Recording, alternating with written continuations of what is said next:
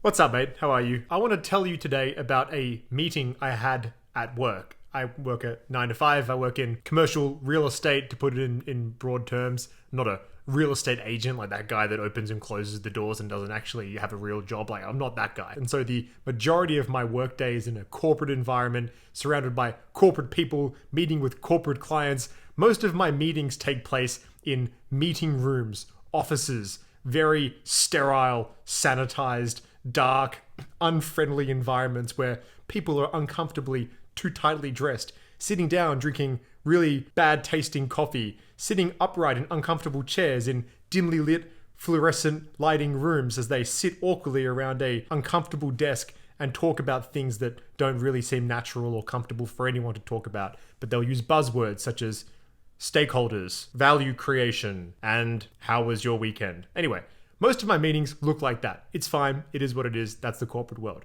Today, I had a really cool meeting. I was going to go meet a few people that originally was going to be in one of these sterile meeting environments. And as I was on the way there, they texted me saying, "Oh, can you actually change your location to here? Because we're currently at this place." At first, I thought on the maps when I was looking at it that it was a wine bar. I was like, okay, it's about 3 p.m. I thought, okay, it's a bit early, but who am I to deny such a outlandish meeting request? I'll take wine bar over meeting room 6.7. Sometimes meeting rooms and offices are called overly silly creative names like Destiny Meeting Room. It sounds like more like a stripper name, but hope you can vibe with what I'm trying to say. The point is, as I was walking towards this place, they texted me and said, "Can you come meet us at this wine bar instead?" And so I said, okay, fine, no worries. As I entered the premises, I realized that it actually was kind of a wine bar, but more importantly, it was a pizza restaurant. These guys asked me to relocate the meeting to where they were currently in the middle of eating lunch at a pizza restaurant. I'm talking, I walked in, sat down at this table. It wasn't like they just ordered or they hadn't ordered yet. I'm talking multiple pizzas, a calzone on the table, and they're mid-tucking into it. And the meeting continues, and there's not really much mentioning of the fact that every person at this table is mid-pizza. There's something very disarming sitting around a bunch of professionals who are delicately caressing a bit of pizza with cheese dripping off the side of their mouths, tomato sauce dripping down the chin, but somehow it was the best meeting I've had in a long time. Why is that? It got me thinking about the way in which we show up in the world, and especially in unfamiliar environments like our jobs, like in an office job if you work in that, in the corporate world, whatever it is. I remember when I first entered the corporate workforce, like I'm 33 years old now, but I remember my first corporate jobs when I was like mid-20s, something like that, internships, full-time jobs, all that kind of thing. I remember being so deathly in my shell. I was this like nervous, anxious, clammy mess where I thought that I was going into this environment that was so unfamiliar, so unnatural for me to be in. People are walking around looking very serious. It was this kind of adult world, and I was this new entrant that, was at the bottom of the barrel, didn't know what I was doing, had imposter syndrome, all of those kind of things. But I remember this tight, clammy anxiety, and ultimately I just went totally into my shell, much like a clam. Is that where the expression comes from? Who knows? That would make sense. I'm getting off track. And this approach lasted years for me in the corporate world. Like for the first 5+ years. It's interesting to think about that now because over the last year or two, I'd say I've completely changed in that approach. That's not to say, of course, that I'm nowadays walking into the office at my place of work in board shorts with a surfboard in hand and just like slapping people whenever I feel the need to express disagreement with the latest HR initiatives. No.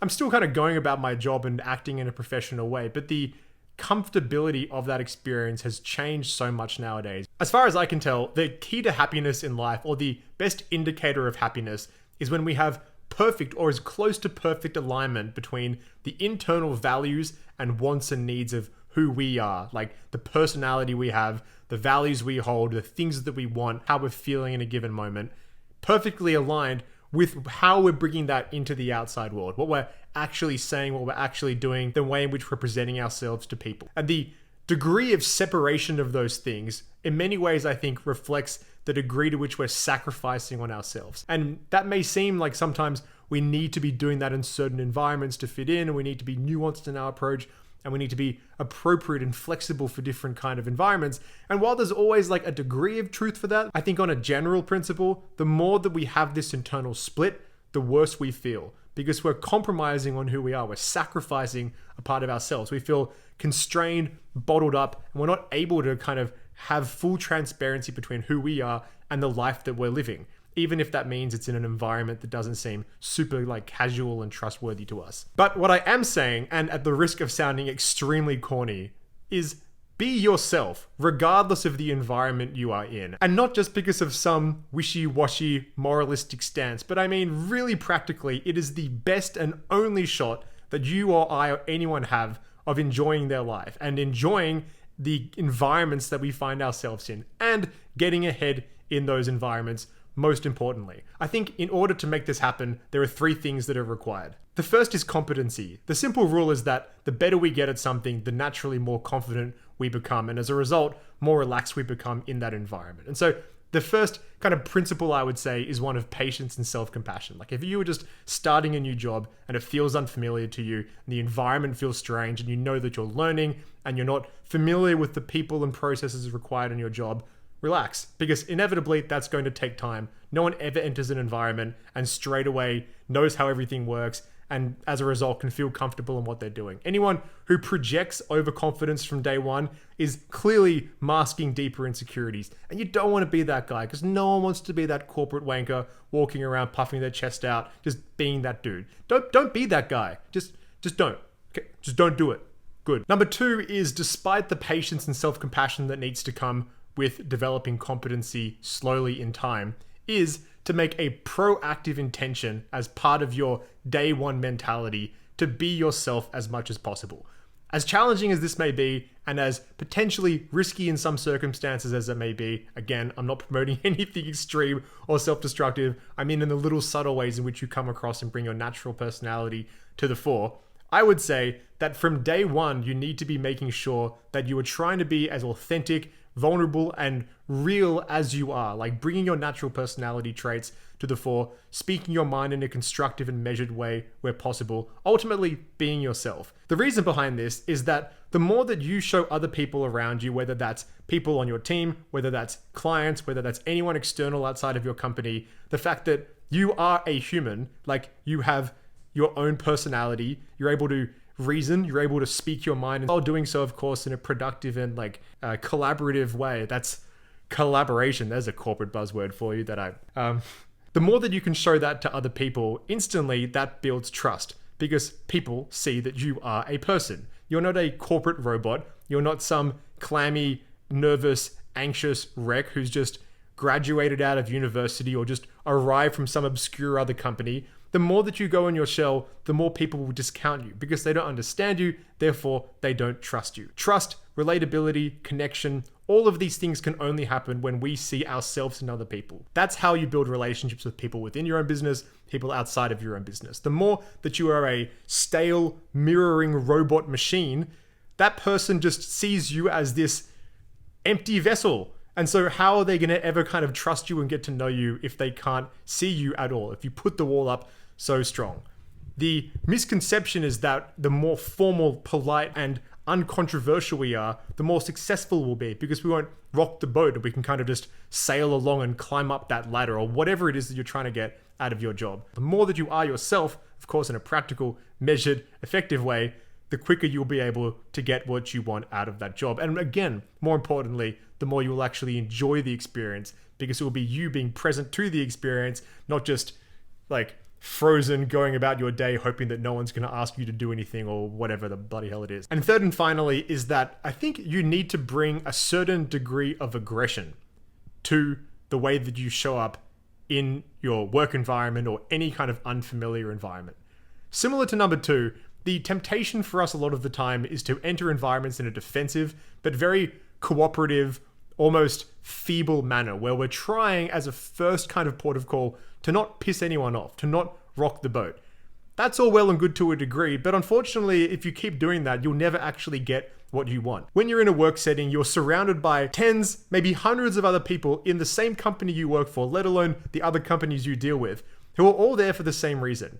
They are trying to get the self-interested outcomes for their career that you are. They're trying to do well in their job. They're probably aiming for some kind of promotion. They're trying to do their projects or whatever it is in the most effective way. They're trying to network with the most people. They're trying to scumbag their way around as much as you are. Let's be real about it. So all of that exists ultimately within somewhat of a power vacuum. The more that you consistently show other people that you will say yes to anything, you'll go along for anything, you won't speak your mind when it needs to be said, you won't object again in a measured, intelligent way when it needs to happen, people don't respect you for that. There's a degree of, oh, that person will work hard, but there's a difference between demonstrating work ethic and just demonstrating pure feebleness. I think it's really important to set boundaries for ourselves, expressing explicitly what you are interested in learning or being exposed to in your work and not, how you do want to be treated by other people and not. And even in a specific commercial setting, if you're trying to negotiate something, being very clear on what you will accept and what you will not. Having clear boundaries helps people to establish respect and trust in you, because if not, once again, you're just this clammy, mirror, soulless robot person that people are just going to kind of look at and think, not much happening there. I can probably get this person to do what I want. They're never going to say no, and I'm not learning anything from them. And I don't really trust them because I don't know anything about who they are, and it's clear that whatever this front is isn't them, because no person is this soulless deep down. If you just are always giving, you're the terrible employer's dream candidate. You're the person that can be dumped on eternally, knowing that you'll do whatever they want and you'll never push back. That may be helpful for you in a short-term strategic way, but if you are always allowing that to happen to yourself, it will always be to your net detriment. So, in summary, once again, 1, have patience as you build competence. 2 is to be yourself, because it's the only way people are going to trust you. And 3, you have to know where to draw the line, otherwise you're going to get walked over all the time. And so, once again, today when I was sitting in this restaurant and seeing a bunch of people that I know, if we met in a meeting room, if we met at my office, at their office, in whatever kind of environment like that, and we were all hunched around this table, or we were on a Teams call and everyone's little screen was on there, and we were all kind of asking like, how was your weekend? What did you do this weekend? Oh, how about the weather? Oh, it's February, blah, blah, blah, blah. The conversation would have been terrible. It wouldn't have gone anywhere, and it would have been a very unproductive meeting where we just said corporate words and that was it. Instead, what we had today was a bunch of human beings slopping pizza sauce all over their faces, enjoying each other's company, and at the end of the day, having way more progress on the commercial points of the meeting that we were there to have in the first place. Let down your guard, be yourself, but don't take any shit, and things will go well for you in life, especially in your job. All right, mate.